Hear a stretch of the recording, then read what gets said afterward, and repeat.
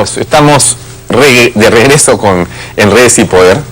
Bueno, un comentario pequeñito. En efecto, las campañas políticas son esto, ¿no? Intensidad, pasión, la lucha por el poder. Tremendo el esfuerzo que hacen los candidatos y todos para tratar de llegar al poder. Pero no es una lucha encarnizada. Estamos en una sociedad que ha evolucionado. Existe la democracia. Hace 500 o 1000 o 2000 años nos hubiéramos matado a pedradas y a garrotazos. Pero no es el caso. No somos enemigos unos de otros. En todo caso, los fujimoristas de los pepecausas serán rivales momentáneos, circunstanciales, pero hay algo más importante que eso, que son los objetivos que tenemos todos como peruanos. Entonces no se puede seguir alentando, no se puede seguir permitiendo, no se puede seguir azuzando esta lucha que parece que si se encuentran en la calle se van a agarrar a machetazos. Pero Pablo Kuczynski, en efecto, se disculpó. Me ponen en el Twitter que no, sí se disculpó, pero Pablo Kuczynski hace unos minutos. Vamos a poner el fragmento, el video de tan solo hace quizá unos 20 minutos, pero Pablo pidió perdón por lo que dijo a Keiko Fujimori. Por favor, escuchemos adelante. En minutos nada más. Ha generado controversia lo que dijo usted ayer en el meeting en San Miguel, en el sentido de que probablemente de padres o de un padre ratero también los hijos sean rateros. Ha generado toda una polémica en ese sentido. Hay un dicho que es de tal palo tal astilla, y lo que necesitamos pues es enseñar moralización, porque parece que no hay tanta moral en el clan que está del otro lado. Hay cuestionamientos a personas importantes de esa campaña y es importante aclarar eso porque hay un temor de que va a surgir el tipo de cosas que ocurrieron al final del gobierno del padre de la candidata, y esas cosas pues fueron terribles, como todos recordamos. ¿Usted se ratifica en todo caso en lo dicho? Mire, yo me ratifico en tal palo, tal astilla. Porque Keiko Fujimori hace unos minutos ha lamentado esas declaraciones suyas. Bueno, mire, pero ella me insultó con... Sí, a ver, van a adelantar un poquito el video para mostrar la parte que él pide disculpas, pero quiero decir una palabra, ¿no?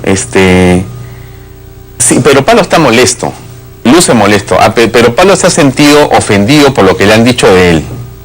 Pero, miren, insisto en lo de las campañas políticas, ojalá que lo escuche alguien del equipo de Pedro Pablo Kuczynski o de Keiko, ¿no? Recuerdo nuevamente a mi padre, porque yo he aprendido lo poco que sé de política de mi viejo, esa es la verdad, y me acuerdo mucho que él me decía, mira, los políticos como los periodistas tienen un aparato digestivo diferente de los seres humanos normal. Y le decía, ¿por qué? Porque tienen que aguantar una serie de cosas que el común de las personas no van a resistir, Entonces un político que es tal y se precia de ser político y quiere conducir los destinos de un país, tiene que soportar presiones enormes. Seguramente que le digan cosas mucho peores que las que le ha hecho Pedro Pablo Kuczynski. Y tiene que sonreír y tiene que perdonar. Porque la grandeza de un político no es atacar, sino al contrario, perdonar a sus rivales. Ahora, vamos a la parte del video donde Pedro Pablo dice que le manda saludos a Keiko y le pide perdón por lo dicho. Adelante. ¿Es su cumpleaños hoy? Hoy es su cumpleaños. Ah, bueno, entonces le deseo todo lo mejor y le pido disculpas por lo que dije ayer, pero también ella tiene que darse cuenta que está rodeada de gente que no le hace bien. ¿A Nadine Heredia también le puede saludar porque también es su cumpleaños? Bien, ese era Pedro Pablo Kuczynski cumpliendo como corresponde a una persona que comete un error y pide disculpas. Bien, eso es...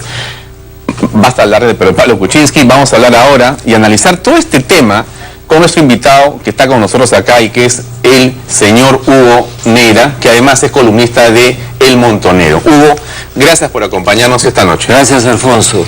Señor Venidoso, doctor, por favor. Doctor Neira. Sí, señor. Bueno, mira, te estaba escuchando al fondo y aplaudí, claro, rompiendo un poco el protocolo. Te doy completamente la razón. Menos mal que faltan 11 días para las elecciones, porque mis años, yo me acerco a los 80 años y veo las cosas con la distancia que tiene un hombre de mi edad y con la experiencia que uno acumula con el tiempo, esta ha sido la peor campaña política que yo he visto en el Perú y en cualquier parte. Me da vergüenza decirlo, porque quisiera corregir un poquito lo que estabas diciendo. Estoy completamente de acuerdo que la política pues es en efecto pasión, pero tengo entendido que también es razonamiento. Y tú dijiste algunos siglos atrás, milenios, pues los griegos inventaron las Olimpiadas e inventaron la política en la capacidad de ser aquello que señalaste, en la que se enfrentan rivales y no son enemigos. Enemigos es guerra. ¿Cuál es la diferencia? La diferencia es que matas al otro, y en política juegas y enfrentas al otro. Es un juego democrático. Yo juego mañana tenis contigo o ajedrez y te necesito pues porque necesito al otro para jugar. La izquierda necesita a la derecha a la izquierda. Esto es lo normal en cualquier país. Estoy asombrado de que se haya derivado de esta manera. Francamente, estamos en un estado paranoico, en la cual se presenta como argumento político no una crítica al programa de PPK o una crítica al programa de Keiko, sino al supuesto que se va a repetir el pasado. Eso es absurdo. Porque en primer lugar, no hay ninguna necesidad de hacer lo que hizo Alberto Fujimori, a quien yo combatí, y en algún momento combatí es una palabra muy grande, siendo profesor en Francia, a colaborar en el Foro Democrático, en largas marchas por universidades, me acuerdo con Cucho ahí a la Torre y con Lourdes Flores y Alberto Borea para el referéndum, para esta petición de no hacer un tercer gobierno. Pero en ese momento, en esa situación, había sendero. Y había que apoyarse a los militares. ¿Para qué voy a decir lo que todos los peruanos saben? Hoy no hay eso. O sea, las condiciones objetivas que llevaron a Fujimori a hacer lo que hizo, hoy día no existen en el país. No existen. Como las condiciones objetivas del rey Juan Carlos I heredando a Franco, muerto Franco, no eran las de la guerra civil. Por lo tanto, el heredero de Franco pasó a la democracia. Eso ha sido mi argumento a mi gran amigo Mario Vargas Llosa, diciéndole la transición se hace en unas condiciones muy especiales. Entonces, fíjate. No, pero acá dicen que acá hay un ADN. Hay un ADN. Así, ¿no? Y entonces el ADN de la corrupción, de la autocracia, va a llegar hasta ahora. Y lo tiene Keiko en su sangre, prácticamente. Sí, pues eso es un absurdo, porque nunca se juzga a las gentes por necesariamente esa manera. Eso es una falacia. Mira, 2 meses atrás yo escribí en El Montonero diciendo que finalmente el pueblo había hablado y había eliminado una serie de candidatos, comenzando por los expresidentes que sacaron Alan García y Toledo un voto muy bajo. Le dio importancia a Verónica Mendoza, Guzmán se equivocó, Acuña salió, en fin, quedaron 2. No me pareció mal. Dije el pueblo ha optado y dije, después que hubo el resultado por la primera vuelta, dándole un parlamento de 73 curules a Keiko, dije, nadie puede prescindir del otro. Si gana Keiko, para ciertas reformas que sobrepasan la mayoría, eso que se llama reformas de segunda generación que no se hicieron, ¿no? Reforma del Estado y muchas cosas más, los jueces, para, en fin, enfrentar una serie de problemas, va a necesitar de una franja mucho más ancha, porque esas reformas pasarían por la Constitución y 73 no es 80 y tanto como se necesita, ¿no? Es un problema simple, se necesita un consenso y podría PPK intermedir. Y si gana PPK la presidencia, para hacer en un Estado de Derecho leyes, tiene que contar con el Parlamento, que es de color naranja. Se necesita. Dije eso y de pronto vino una campaña para crear temor y miedo. La política hay que pensarla con la cabeza. De la misma manera que piensas qué coche te compras, dónde pones tu dinero en el banco, si vendes una casa y te compras otra, con una cierta inteligencia que se tiene para cosas serias. ¿Por qué? por una razón. ¿Cómo yo razono? Me puedes hacer preguntas, quiero terminar solamente esa parte. No quiero interrumpirte. Mira, yo parto de un criterio para ver las cosas peruanas. Es mis hábitos de profesor durante 30 años en Francia y mi formación sociológica y también un cierto cosmopolitismo. ¿Qué pasa? En primer lugar, hay una cosa que se llama globalización, mundialización. Y traigo un periódico, se llama Correo Internacional, que dice mundialización en francés, las falsas promesas. Hay un problema en todas partes del mundo, que la mundialización en todas partes, en primer lugar no podemos salir de ella, es imposible. No podemos vivir si no hay inversiones de fuera y exportar, ¿no es cierto? Eso está creando desigualdades sociales enormes en todas partes. Aquí y en Estados Unidos y en Europa. Por eso hay una crisis política. No se puede prescindir de la globalización, del capitalismo internacional, pero crea daños y afecta en otros países a las clases medias. ¿Qué se necesita para contrarrestar eso? Es el Estado, la construcción del Estado que no tenemos. Y en esas condiciones, yo pienso que este periodo del año 16 hasta el año 21 es decisivo. Hay una demanda social de servicios gigantesco. ¿De dónde creen que sale el voto para Keiko? Es el mismo voto de protesta que ha estado detrás de los outsiders, y creo que es el voto que estuvo con Humala en un momento, que pedía que fuera un presidente chavista. De tal manera que si la democracia en estos 5 años no hace los cambios que el pueblo está pidiendo, tenemos un outsider, tenemos un Chávez en 2021. Entonces, esta campaña viene muy mal. Y yo me lamento tanto, yo le tengo un gran respeto a Pablo Kuczynski, lo conozco, es un hombre sabio, hablamos en francés con fluidez. No sé por qué lo veo en gringo, yo lo veo más bien europeo, por sus orígenes y su conocimiento.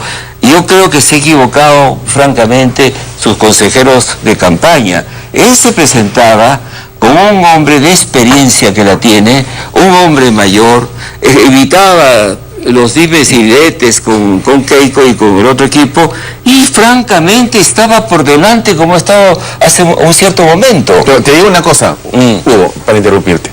Pedro Pablo, tan cierto es lo que dices, que cuando Pedro Pablo llega al 11 de abril, al día siguiente, la encuesta lo pone a él con un 40% ya, gana 20 sin moverse de su casa. Sí, pues. Ese 20% justamente no lo entendió, ni su gente que está con él. Porque si ya lo tenía el 20%, él automáticamente, solamente por estar parado frente a Keiko, él podía abrazar a Keiko, igual tenía ese 20% que le cayó encima. Entonces lo que tenía que hacer era más bien justamente perfilar la virtud, que era la experiencia, y el tema sobre el cual es importante señalar que él no tiene ningún tipo de acusación de corrupción. Por supuesto, es un hombre honrado. Ya, entonces, eso no está. Mira, no está en la campaña. Dicho una cosa, cómo se nota. Es increíble. En este caso, el ADN de tu padre, porque eres un hombre de la prensa, ¿no? Del conocimiento de estas cosas rápidas. Si él le da un abrazo en ese momento a Keiko, él gana, porque parecía el hombre mayor, a la sobrina, y no lo hicieron. No lo hicieron. Ahora, ¿qué es lo que ocurre? Se están olvidando varias cosas. Primero, narcotráfico hay por todas partes. Dejémonos de darnos cuentos. Todos los narcos existen y buscan a los políticos porque es la manera de hacer lo que ellos hacen. Segundo, ¿por qué pasa que se necesita empresarios para las campañas? Porque en este país se han negado a darle dinero a los políticos para la campaña. Hay una ley que votó este Congreso y que el presidente actual retardó para que no funcionara en esta campaña. De tal manera que si tú eres candidato, entre 15 hombres que te dan dinero, hay uno pues que es narco y ya te hacen un lío por eso. Entonces, así no podemos caminar. La otra cosa es muy importante. Yo estoy con el pueblo. Mis orígenes sociales son de abajo. Yo estudié en un colegio nacional, mi padre era policía, el resto lo hizo la magnífica educación que teníamos en el Perú en los colegios nacionales, me permitieron pues el San Marcos de mi tiempo y todo el resto. Lo que quiero decir es lo siguiente: ¿dónde está el pueblo hoy día? Los sectores, los estratos más bajos, todos lo sabemos, D y E, están con Keiko. Y son millones de personas. ¿Por qué votan 6 millones de personas en la primera vuelta? Objetivamente, razonemos. Votan por una dictadura. Eso es insultar a 6 millones de peruanos. Votan por un gobierno sin derechos. Pero si esas gentes han entrado al mercado. Pero dicen que votan porque son ignorantes. ¿Así? Pero si ya no hay analfabetos casi, y entonces que ellos son ignorantes cuando tienen propiedades, cuando han entrado al mercado, cuando han entrado a la modernidad, y esas gentes quieren un Estado que les haga la protección de seguridad, le dé salud y agua y carreteras, que eso no lo puede hacer la empresa privada. Quieren, lo que necesitan es aquello que no se ha hecho. La otra noche estuvimos en la presentación del libro del Tucán, de Luis de Reyes, en la biblioteca, y fue una magnífica lección de ciencias políticas que nos dio a todos, a mí también. Dos cosas: cuando enfrentó a la señora María Delgado Odría, yo no tengo la culpa que el Perú no se les enseñe historia pues a los jóvenes, ¿no? Él se encontraba como candidato a la alcaldía con una mujer que era querida por el pueblo, porque estas cosas pasan. El pueblo le había cogido camote a la señora y le era muy difícil derrotarla. ¿Y sabes cómo la derrotó? Con tacto, educación. Nunca la tocó personalmente. Y la señora, después de perder, lo quiso mucho, lo llamaba mi ahijado.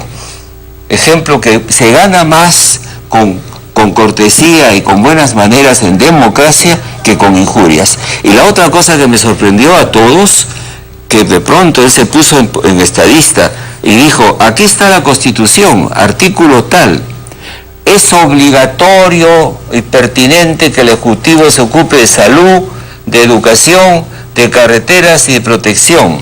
Ha habido candidatos, no los voy a mencionar, porque decir que estoy en contra de la izquierda, no es así. Ya quisiera que hubiera una izquierda en Perú, estaría encantado, pero no la hay. Pero perdóname, ¿quienes levantan la bandera de la izquierda no son de izquierda? No. ¿Y de dónde son? Son de las universidades que son... Yo no puedo ser de izquierda, ¿sabes por qué? No estuve en un colegio privado, no pertenezco a los grupos de amigos, no estudié en la católica. ¿Cómo ser de izquierda? Pues, ¿no dejo de izquierda son los que corren riesgos? Ricardo Lés es de izquierda, ¿no? Entonces el problema es un grupo que se dice de izquierda. Yo pregunto, si me saca del tema, ¿qué cosa es de izquierda? ¿Qué riesgo corre usted? ¿Qué trabajo ha perdido usted por sus ideas? Los inconformes, los difíciles, esos son la izquierda. Y ese partido de izquierda moderna no se apareció en el Perú. Pero déjame decirte lo que decía Bedoya. Entonces, que estuvimos en el Tucán, es un hombre encantador, de una franqueza absoluta, ¿no? Y a los 97 años, ¿no? Dice cosas que a muchos jóvenes les gustaría decir. Señala, por ejemplo, que todas estas cosas son obligación de la Constitución. Por lo tanto, todo el argumento de Verónica Mendoza, que iba a haber una constituyente, no es necesario. Se pueden hacer grandes reformas en el Perú si funciona el Estado y el gobierno. Menos mal que acaba otra cosa, acaban dos cosas en estos días. Esta campaña que ha sido francamente infame para unos y para otros y nos ha dejado un mal sabor. Fernando Vivas dice, en un artículo de ayer o de hoy, dice: ya estoy harto con la segunda vuelta, yo también. Pero nos saca de un periodo de vacancia del poder.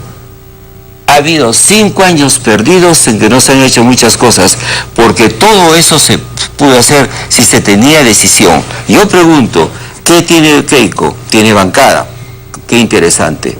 Desmiento, me pongo las borlas académicas, desmiento desde la academia que país que tenga presidente de color azul y que tenga una bancada de color azul va a una dictadura o es una dictadura. Eso es una barbaridad. A un alumno que me dijera eso, yo le pongo 0. Puedes ponerte 2 ejemplos o 3 de que eso no es verdad. La señora Bachelet tiene una bancada socialista. ¿Es dictatorial? ¿Qué están buscando en España? Una mayoría en la bancada. El presidente Hollande en Francia tuvo una bancada socialista, pero allá tienen pues una cosa bien interesante que podríamos adoptar, que las elecciones de la presidencial no coincidan, para que tengas una bancada contraria.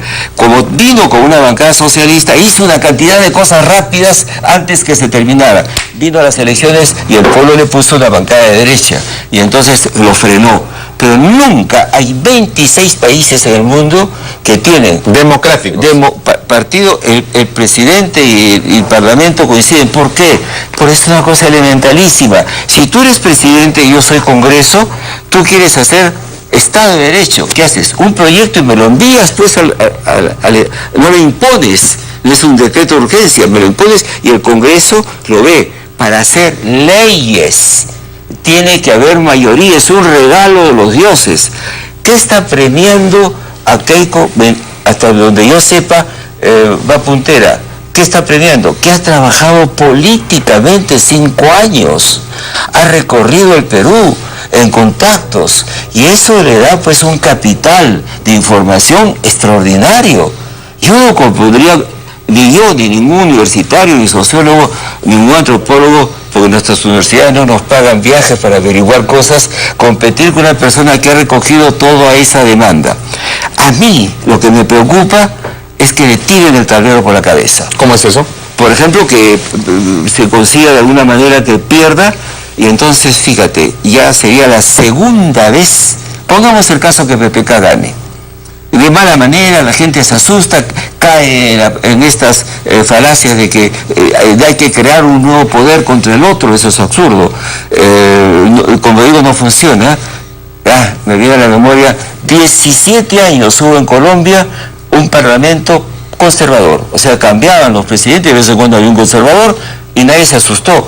Los colombianos tienen una clase política muy fina, nunca dieron un golpe de Estado, y se enfrentaron, como tú sabes, a una organización que ya no es una guerrilla, es un ejército, ¿no? Mantenido por los narcos, la FARC. Lo que yo me preocupa, lo que a mí me preocupa... ¿Qué pasa si gana PPK, decías tú? Sí, ¿qué pasa si gana PPK? No tiene parlamento. No tiene partido. Otra vuelta, otro presidente sin partido. El partido es fundamental. El partido es la persona, el aparato que recoge información, te la lleva como presidente y tus ideas los baja a los 91 pueblitos del Perú. Otra vuelta, tercera vez que haría un presidente sin partido. Eso es un problema. ¿Y por qué no sería un desengaño para los millones de fujimoristas que están queriendo entrar a la democracia? A Keiko tendríamos que darle gracias por intentar a una nueva capa social hacerla ingresar a la democracia. Me encontré con un editor con el cual tenía que hablar en el Café Haití. Hice tiempo antes de venir a verte y me metí al cine para pasar un rato, para hacer tiempo, ¿no? Y vi una película X-Men, ¿no? De mutantes. Y hay una cosa que los mutantes se preguntan: ¿por qué nos odian tanto? Y uno de los personajes dice: porque el ser humano odia todo lo que no entiende. ¿Sabes lo que está pasando? Que gran parte del Perú no entiende qué es la base social del fujimorismo. Como no entendió el aprismo en los años 30 y lo combatió. Como no entendió que era Sendero, creyeron que era una izquierda, era un partido militar. Cuando se dieron cuenta, ¿te acuerdas que Belaúnde decían que eran vigeros? Y habían ganado 2 años y medio espacios. ¿Y cuál es la base política y social del fujimorismo? Bueno, son producto de la informalidad, ¿no es cierto? Lo que Hernández Soto vio. Luego han pasado al mercado, a la propiedad. El dinero los ha ponderado. Nada da más independencia que tener dinero y tener propiedad. Este es un país de propietarios. Y ese mundo ha ido creciendo económicamente. Hay nuevas clases medias, nuevos ricos, y están tratando de tener una ideología y un partido. ¿Y qué parece Keiko? Los empuja, los lleva, ¿no es cierto?, hacia una construcción democrática.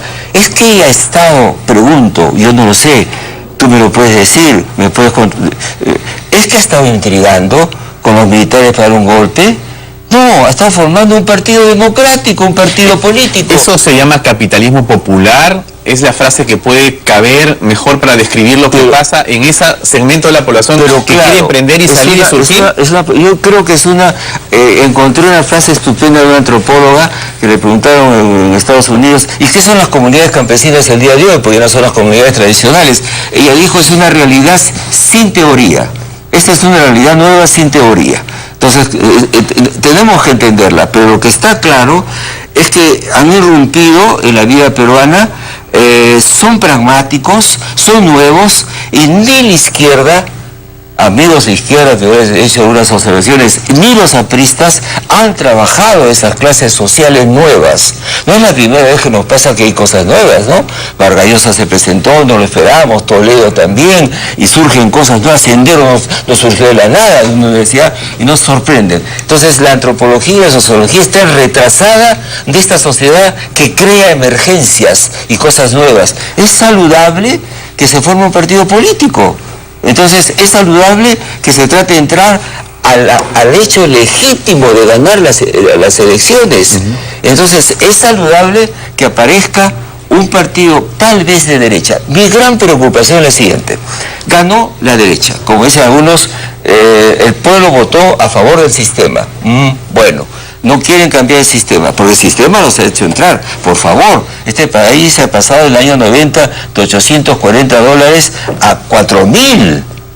Por favor, ha pasado cosas, no de manera bien desigual, ¿no es cierto? Y sube el coste de vida. Bien, dos derechas que triunfan, PPK por un lado, Keiko el otro. Mi pregunta es la siguiente: ¿cuál de las dos es capaz de innovar y al modelito, y en eso no estoy de acuerdo con los liberales, al modelo económico, hacerle un espacio para un 10 o 15% de reformas profundas que sean, de izquierda? PPK no lo va a hacer. ¿No crees? No, porque él es un hombre de lo macro, del crecimiento del Producto Interno Bruto, están matando estudiantes de San Marcos, los criminales. Keiko dice, no sé si tiene razón o no, sacar el ejército, mejorar la policía, y que dice el PPK, no es necesario el estado de emergencia.